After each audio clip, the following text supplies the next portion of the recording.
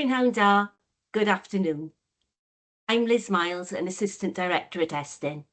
I'd like to extend a warm welcome to you all and thank you for joining us on this Estyn Live this afternoon.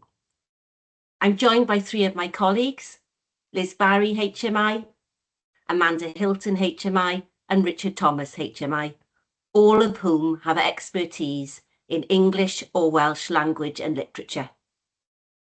Going to start with some housekeeping.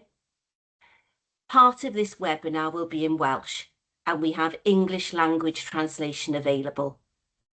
So if you don't understand Welsh, please look to the top of your screen and you'll see three buttons and the word more. If you click on those three buttons, go enable language and speech, then choose language interpretation, and then choose English. Once you've made this selection, it will automatically pick up the translation. We're hosting this Estyn Live because reading really matters. From September 2026, we're going to have a 3-year enhanced focus on reading. And this is because we want to support every education provider from our non-maintained nursery settings, schools, colleges, adult learning services to focus on improving the literacy levels of every learner in Wales. So why this focus? Because reading underpins pupils' learning across the curriculum. It affects their confidence as learners and their life chances beyond school. Inspection evidence and research are very clear that when pupils struggle to read fluently and with understanding, this limits their progress in every area of learning. There's also a strong and well-established link between reading and poverty. Pupils who do not develop secure reading skills are more likely to experience long-term disadvantage, while confident readers are better able to access learning, develop language, and succeed academically and in life. In November last year, we set out a clear commitment to strengthen our focus on reading. But this isn't a new area of interest for us, and it's not about introducing new requirements for schools. Reading has and always will be an important part of inspection. Our enhanced focus is about sharpening our shared focus on one of the most powerful drivers of improvement across all of the sectors that we inspect. So we will be evaluating what's working well through our inspection work, and we're going to share materials to support providers to continue on their reading improvement journey. By focusing on this priority area collaboratively, we can help break that cycle I talked about between low literacy skills and poverty. In the first year, through our inspection work and the visits to schools and other providers, we're going to gain an understanding of how well schools develop a strong culture of reading to ensure that all their learners make progress. We're going to look at consistency and effectiveness of systems and approaches that the school currently has in place to support learners as they move through the different stages of reading development: pre-reading, phonetical awareness, advanced reading. We're going to talk about the structured and evidence-informed approaches that match learners' needs at different stages and why schools have chosen the systems that they have. And as I said earlier, we're going to offer a range of focused resources and share effective practice and successful approaches to support the teaching of reading. You may be aware of recent media discussion about reading in Wales. Some of that discussion has been very helpful in raising awareness of aspects of reading development. We feel that it's important to consider the full, complex picture of how reading works. The practice that we see that contributes most successfully to support pupils' progress in reading, and where Wales as a country needs to place its effort. I want to be clear about what our inspection evidence tells us about reading in Wales. Across primary schools, inspectors see many pupils learning to decode words accurately. However, the most persistent challenge we identify is not decoding alone.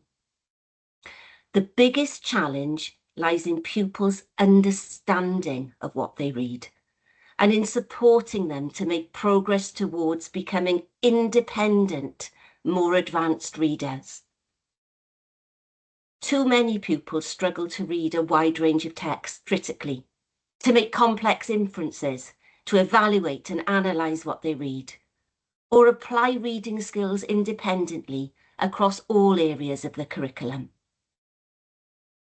So when Estyn talks about reading, we aren't narrowing our focus, we're widening it from learning to read, reading to learn, and ultimately to read critically and independently. Today's session is all about clarity. Liz Barry is going to start off setting out the wider context of why we feel reading is a priority for schools. And then we'll answer some questions that have frequently been raised. We'll explain how Estyn approaches reading in primary schools and on inspections, what inspectors focus on, and how professional dialogue with schools, teachers, support staff works in practice. So Liz, over to you, and we can stop sharing the slides. Thank you. Diolch Liz, prynawn da. I'll just say a little bit more now, as Liz has indicated, about the relationship between reading and equity within the context of our inspection work. To reiterate, our inspection evidence and research shows that reading is one of the strongest protective factors against the impact of poverty on pupils' learning and life chances. When reading's weak, the impact of poverty is often magnified. So when inspectors talk with leaders and staff about reading, that professional dialogue often includes questions through the poverty lens. So questions such as, how do you know which pupils are struggling with reading? You know, what types of barriers are they facing? We might talk about how early the school is in identifying these pupils and the type of support the school provides to pupils from low-income households to catch up, but also very importantly then to keep up with their reading development.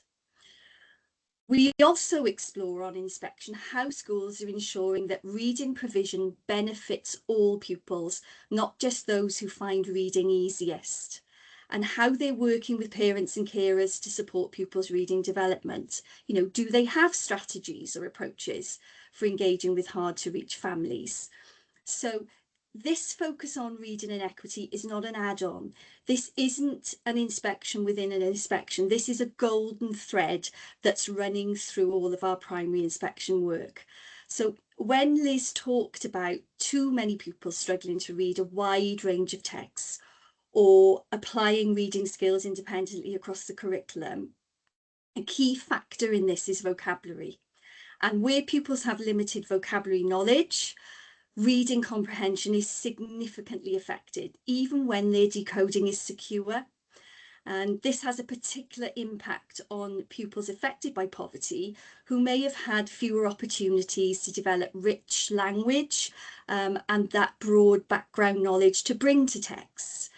You might have listened to our podcast on literacy, and if you have, you will have heard the head teachers in that discussion with me talking about the importance of learning experiences for pupils from low-income households and how often the lack of social and cultural experiences compounds the challenges of them progressing in their reading.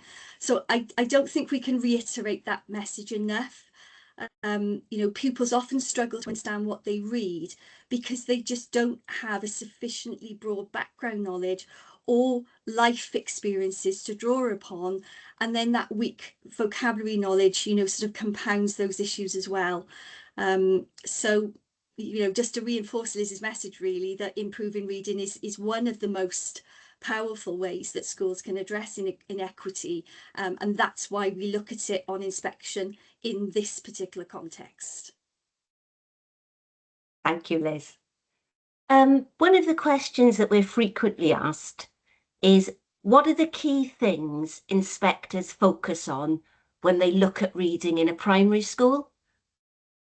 Richard, are you able to start answering that for us? Ie, wrth gwrs, diolch Liz, a pnawn da bawb. Wel, ein man cychwyn y bob amser ydy'r cynnydd mae disgyblion yn ei wneud o'i mannau cychwyn, wrth gwrs. Mae gan arlygwyr ddiddordeb mewn sut mae medrau darllen disgyblion yn datblygu dros amser, nid mewn cyfnodau ynysig ac ar wahân, ond hefyd yn ein edrych ar ddarpariaeth sy'n cefnogi disgyblion i ddod yn ddarllenwyr hyderus ac annibynnol. A pan dyn ni yn arolygu, dyn ni'n canolbwyntio ar gwestiynau cyffredinol fel beth yw strategaeth yr ysgol ar gyfer datblygiad darllen, a pha mor effeithiol ydy hynny. Pa mor llwyddiannus mae'r ysgol yn datblygu diwylliant o darllen. Dyn ni'n holi hefyd pa mor dda mae arweinwyr yn deall datblygiad darllen o'r blynyddoedd cynnar ymlaen, a sut maen nhw'n sicrhau bod dysgu proffesiynol yn cefnogi'r holl staff i gael y wybodaeth angenrheidiol honno i fod yn athrawon darllen effeithiol. Pa mor dda mae addysgu ag asesu wedi gydweddu a chyfnodau datblygiad disgyblion a pha wahaniaeth mae hynny'n ei wneud i gynnydd disgyblion. Sut mae disgyblion hefyd, yr rhai sy'n cael trafferth darllen, yn cael eu hadnabod a'i cefnogi, yn enwedig yr rhai sydd ag anghenion dysgu ychwanegol, a'r rhai sydd yn dod o aelwydydd o incwm isel, neu'r rhai hefyd wrth gwrs ar Gymraeg neu'r Saesneg fel iaith ychwanegol iddynt. A dyn ni'n holi hefyd sut mae oedolion yn gwirio bod disgyblion yn darllen yn gywir ac yn deall fer hyn maen nhw'n ei ddarllen. A mae werth bod ni'n eglur yn fan hyn yn bod ni yn ystyried pa mor dda mae'r ddarpariaeth ysgol yn datblygu medrau cyn ddarllen disgyblion, pa mor effeithiol maent yn addysgu ffoneg ac yn datblygu'r higilder, geirfa a dealltwriaeth disgyblion. Yn ogystal â chefnogi disgyblion i ymgysylltu a'r profiad o fwynhau darllen, a'i gallu gymhwyso eu medrau darllen ar draws yr ystod profiadau dysgu. I fod yn glir, mae addysgu systematig ffoneg yn floc adeiladu allweddol o ddysgu darllen.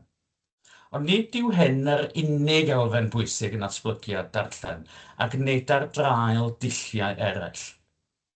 Dyma be dyn ni'n ei olygu pan fyddwn nhw'n siarad am ddull neu ymagwedd gytbwys o gefnogi disgyblion i wneud cynnydd yn eu medrau darllen. Liz, do you have anything to add there? Thanks, Rich. I'll emphasise a few points, if that's okay. You know, firstly, that inspectors expect to see systematic phonics teaching. Our inspection evidence has shown that phonics is most effective when it builds on really secure foundations in language, attention, and auditory and visual perception, which I'm sure Amanda will want to say something about, you know, in a bit more detail in a moment, as that's her particular area of expertise. You know, inspectors are trained to recognise when phonics is taught well, when it's introduced appropriately, and how it supports pupils' progress over time. They're equally alert to situations where pupils can decode but struggle to understand, because both matter. Thanks, Liz. That's a really important point you've just made. And it brings me on to a question that's becoming more frequently asked around when should phonics be introduced in the early years and in foundation learning? And Amanda, I'd like you to take that question if you could, please. Diolch, Liz. Prenhawn da pawb. It's a really good question, and quite often we get asked specifically about the nursery class. Should phonics teaching start in the nursery class? Well, the first thing that I want to be really clear about is that we're not looking for phonics to be introduced to children before they are developmentally ready. So what we're looking for is really good quality early years provision. This can provide children with many really essential skills in a holistic way through play, exploration, positive interactions, engaging experiences that helps children to thrive. But within that, there are lots of essential pre-reading skills that children will develop through that really high quality early years practice. Okay, and those skills that I've just talked about, they include pre-reading skills that are related to children's physical development. So have they got a good core strength? Have they got good coordination? Have they got the fine motor skills to turn pages in books? And also reading skills related to personal and social development. And of course, Liz mentioned children's visual discrimination skills, their visual memory, visual literacy skills, and tracking skills are all really important foundations for early reading. There are, of course, other fundamental aspects to children's development too. And one of them that we look at when we inspect nursery provision is the development of children's communication and language skills.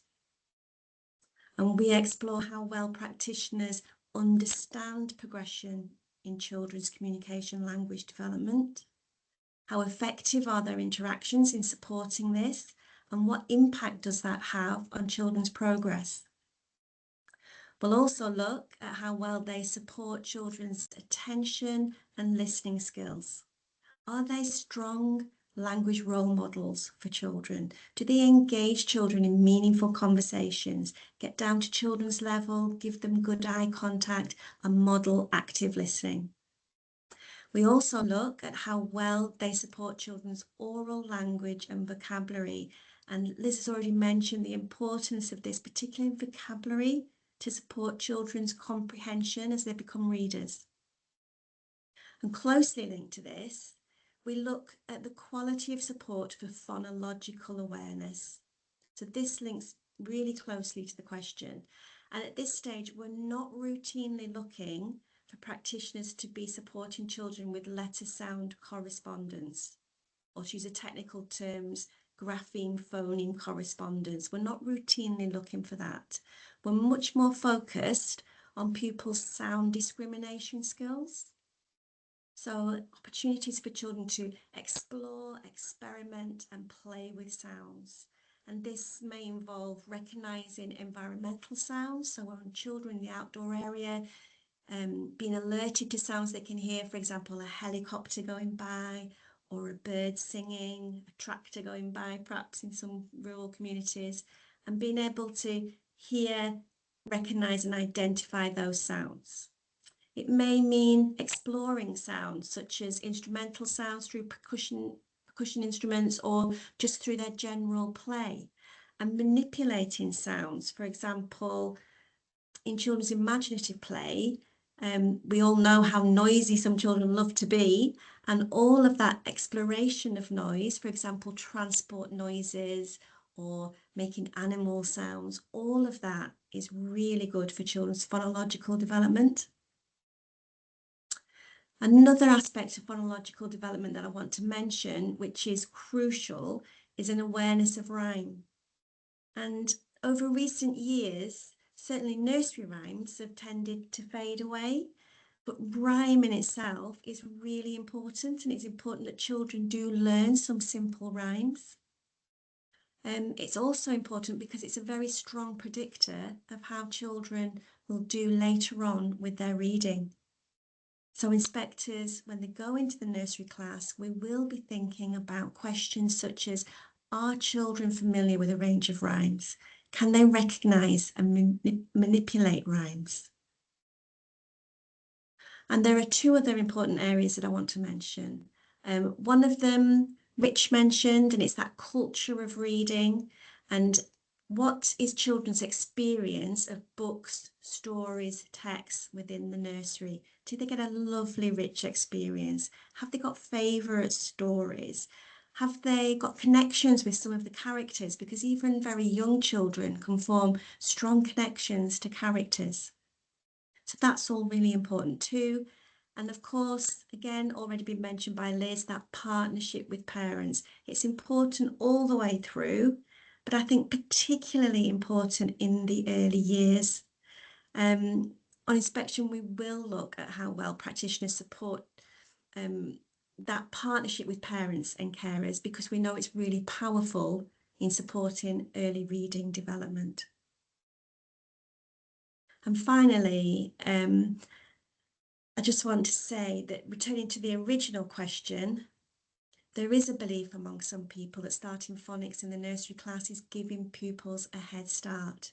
So we can see where it's coming from a good place, that especially where children come in perhaps with underdeveloped communication and language skills, schools really want to do the best for the children, but in some cases they are starting the phonics in the nursery class before children are ready, and rather than giving them a head start, children are missing out on all of those important, crucial pre-reading skills that they need as a foundation for future success in reading.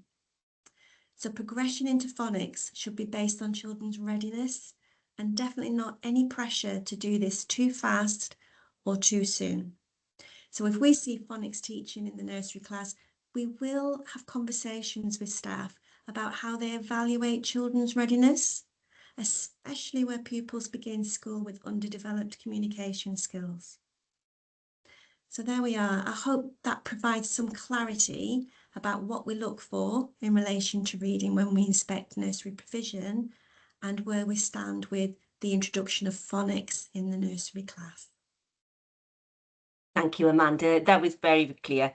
So, Liz, what about the focus on reading throughout an inspection progress, not just in the early years? Can you tell us a little bit more about that? Yeah, certainly, Liz. Just to really emphasise, I suppose, that when we're talking about reading, we're talking about pupils making meaning. Yes, that means reading words accurately and fluently, but it also means understanding what those words and other forms of information are communicating. You know, pupils are growing up in a multimedia world where meaning is conveyed through written text, still images, moving images, diagrams, charts, symbols, you know, and they're often combined in a digital form that pupils are accessing more and more. So we're also interested in how well pupils are taught to integrate different sources of information to make sense of what they read, as well as their ability to read fiction and poetry and understand those forms, you know, what we might refer to as more traditional forms of text. So to say a little bit more about the actual inspection methods then, I've already sort of mentioned around sort of that reading and equity are sort of these threads that run through all parts of the framework. You know, reading's not inspected in isolation. It sits across the 3 inspection areas of teaching and learning, wellbeing, care, support and guidance, and leading and improving. And inspectors gather evidence about pupils' progress and, importantly, their attitudes to reading in the same way as they always have. And that's through observing the learning and teaching of reading in whatever forms that's taking, you know, listening to pupils read, talking to pupils about their experiences of reading in school and outside of school. And we always have that sort of conversation and focus on whether they're reading for pleasure as well as for their learning. You know, we meet with staff and leaders about all aspects of the school's life, but that includes reading as well.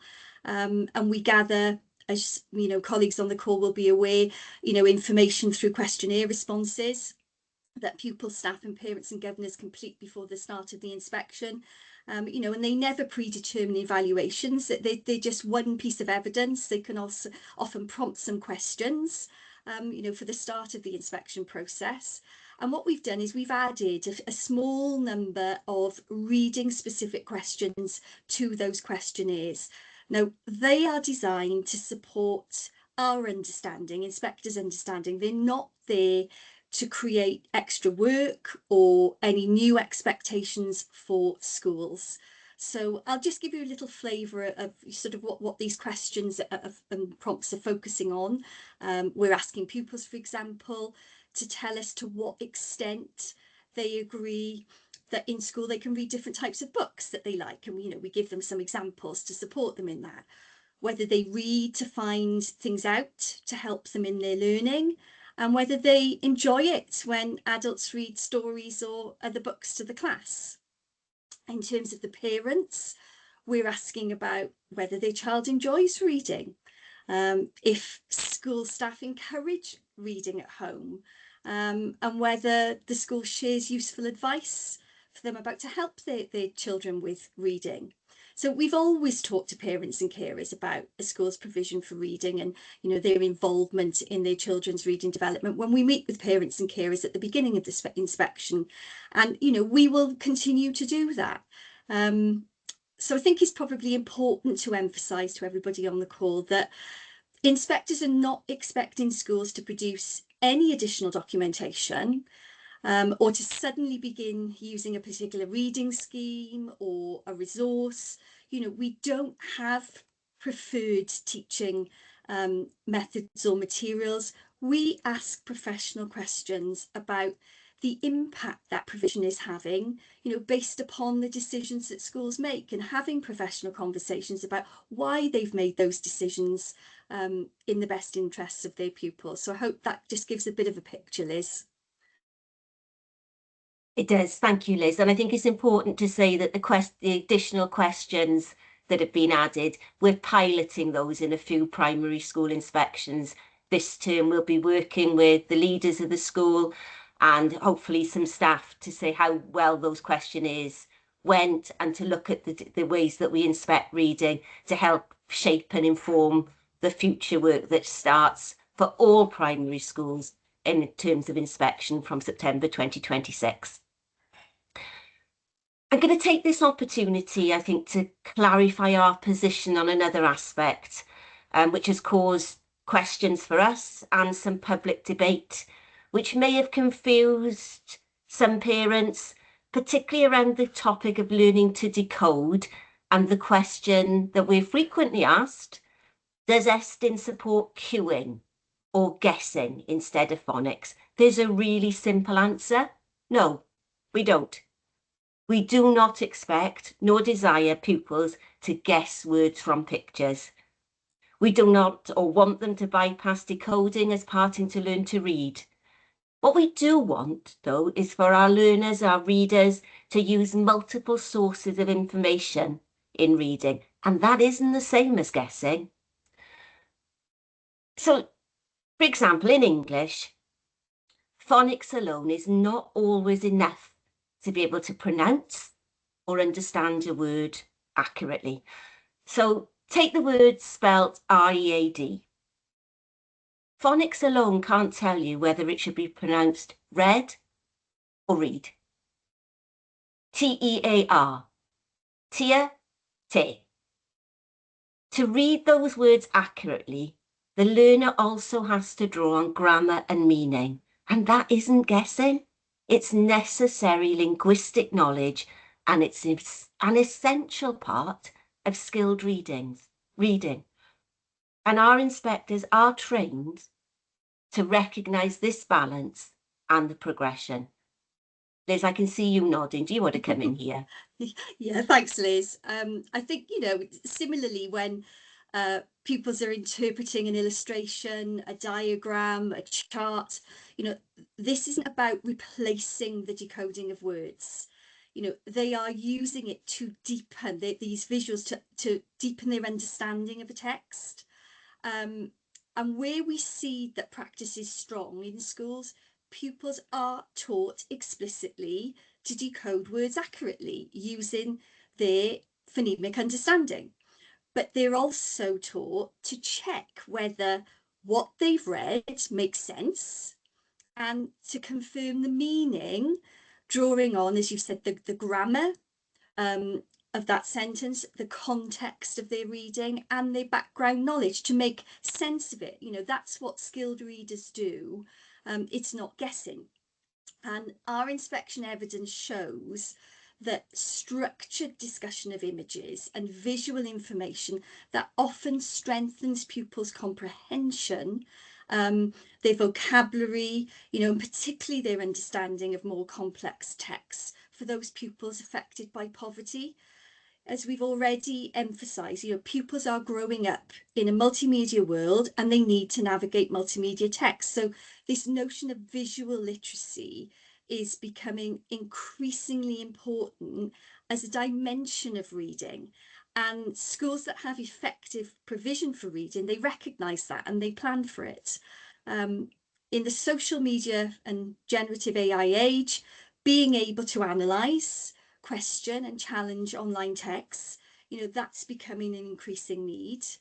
And critical literacy that you mentioned at the outset, Liz, that equips pupils to engage thoughtfully in their reading. We want them to be, we don't want them to be, just receiving information passively. We want to help them to be able to recognise bias and to be able to evaluate the credibility of the text that they're reading. And, that's particularly important, as part of reading development, particularly for older pupils.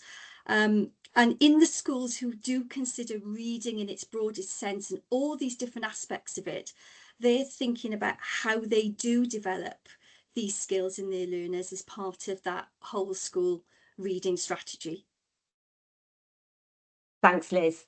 So just to summarise, the inspector at Estyn doesn't support guessing, and we don't advise schools to replace phonics. We expect systematic phonics teaching, but we also recognise how reading words that skilled readers use knowledge of grammar, vocabulary and context alongside phonemic knowledge to read accurately. Drawing on other knowledge is not guessing, it is part of fluent reading. Now, we're coming towards the end of this Estyn Live, but I'm going to hand over for the last the question that we're asked frequently from our Welsh medium schools. What does the focus on reading look like in a Welsh medium school, Richard? You're best placed to answer this. Diolch Liz. Mae'n bwysig bod ni yn ystyried hyn, achos mae yna wahaniaeth penodol yn amlwg. Achos mewn ysgolion cyfrwng Cymraeg a ffrydiau Cymraeg, mewn ysgolion dwyieithog, mae llwybrau gwahanol gyfer datblygu medrai darllen Cymraeg a medrai darllen Saesneg disgyblion.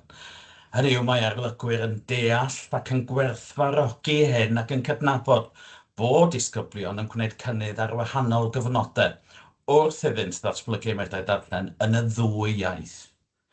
Mae'n bwysig ystyried bod llawer o ddisgyblion sy'n mynychu ysgolion cyfrwng Cymraeg neu ddwyieithog yn dod o gartreflu ble na siaredir y Gymraeg gartref ac o ganlyniad mae'r dull o gyflwyno ac o drochi'r disgyblion i'r iaith Gymraeg yn rhan annatod o'r ddarpariaeth.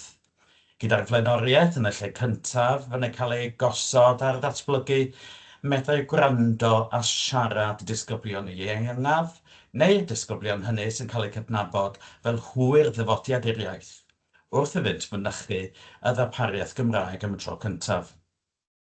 Ac wedyn trwy ddulliau a dysgu bwriadus o gyflwyno geirfa a phatrymau iaith ar lafar gan staff, mewn modd adeiladol a chynhwysol, mae disgyblion yn caffael Gymraeg yn llwyddiannus dros amser. Ac mwyn cefnogi'r disgyblion gyda'i datblygiad mewn medrau darllen, mae athrawon yn cyflwyno ffoneg Gymraeg i ddisgyblion mewn dull systematig, law yn llaw, wrth gwrs, a defnyddio amrywiaeth o ddulliau addysgu a dysgu ffeithiol eraill.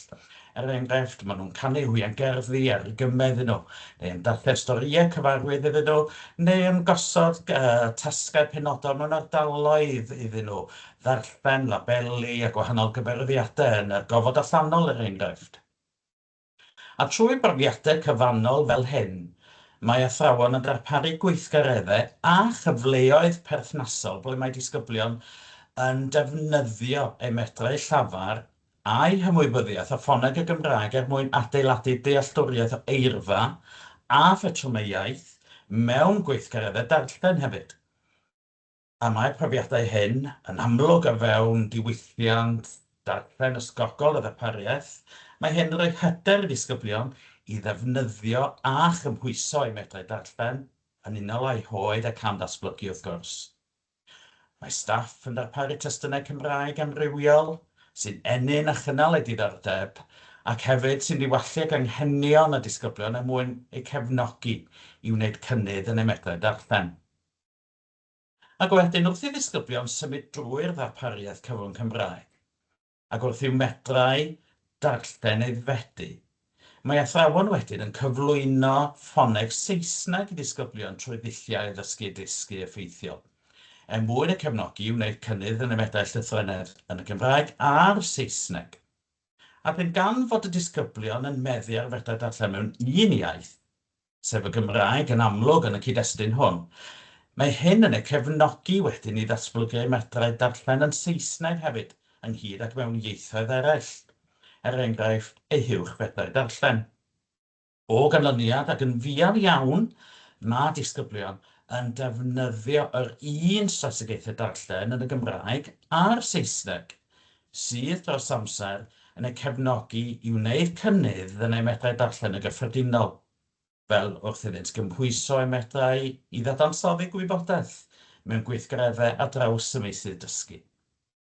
Ond y nod, wrth gwrs, a mae'n bwysig ystyried hyn, y nod mewn ysgolion cyfrwng Cymraeg a dwyieithog, ydy bod medrau darllen y disgyblion yn datblygu'n gyson ac yn adeiladol yn y Gymraeg a'r Saesneg, erbyn diwedd eu cyfnod yn yr ysgol gynradd. Hynny yw, bod eu medrau llafar a llythrennedd gan gynnwys y medrau darllen o'r un safon yn y ddwy iaith.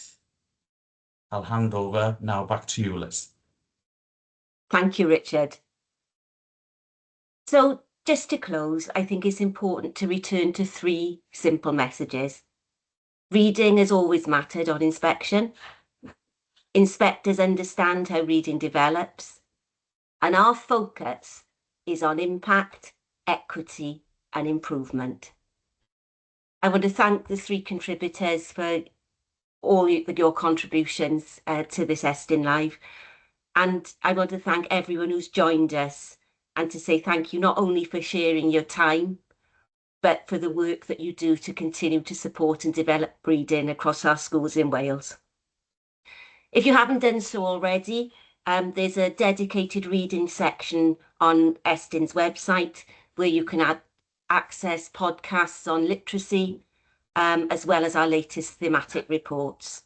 So again, thank you for joining us, particularly after what I can imagine was a hard day in work. We really do appreciate your time, and I hope you have a very good evening. Thank you.